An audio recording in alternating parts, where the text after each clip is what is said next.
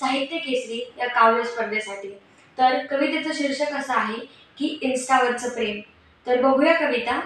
एकमेकांना आम्ही इन्स्टावर पाहिलं, बॉडी त्याची बघून मन माझं भारलं। त्यालाही काहीतरी वाटलं असेल माझ्या डीपीकडे बघून, आणि इथूनच आमच्या प्रेमाचं गणित सुरू झालं।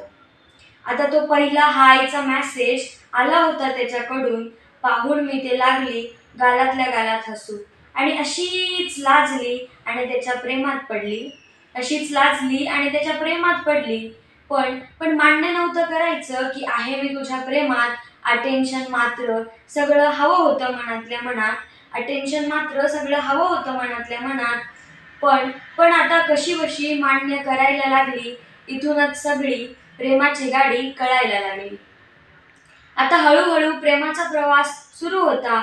रोजच्या रोज ऑनलाईन येणं आणि तासनतास गप्पा मारणं आता रोजच सुरू होतं। आजूबाजूची लोक आता वेडी वाटायला लागली। आजूबाजूची लोक आता वेडी वाटायला लागली। प्रेमाची गाडी आता फास्ट पळायला लागली।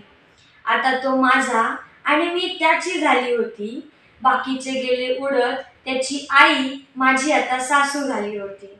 प्रेमातला प्रवास आता खूपच कळायला लागला। आमचा जीव आता एकमेकात अडकायला लागला। पण आता एवढ्यावर येऊन थांबलं नाही।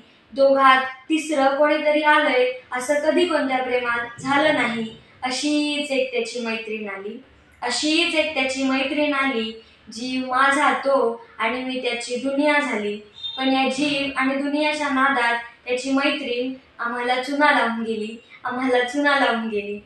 शंकांनी आमची आता चॅटिंग सुरू व्हायला लागली, आणि गुड नाईटच्या मेसेजवर आमची आता भांडणं व्हायला लागली। असाच हा प्रवास संपत आला होता। असाच हा प्रवास आता संपत आला होता। समुद्राचा आता वाळवंट झाला होता। अशीच कीड आमच्या नात्याला लागली। अशीच कीड आमच्या नात्याला लागली। आणि आता एकच कळायला लागलं, प्रेम म्हणजे प्रेम म्हणजे प्रेम म्हणजे प्रेम असतं। प्रेम म्हणजे प्रेम म्हणजे प्रेम असतं। ज्याला झेपल त्यानेच करायचं असतं। आणि आता पडले कधी चुकून प्रेमात, तर माझं त्याला एकच सांगणं, बस कर बाबा तुझं हे चॅटिंग आणि स्टोरीला लाईक करणं। लग्न करायचं असेल तर हो, नाहीतर निघ इथनं, नाहीतर निघ इथनं।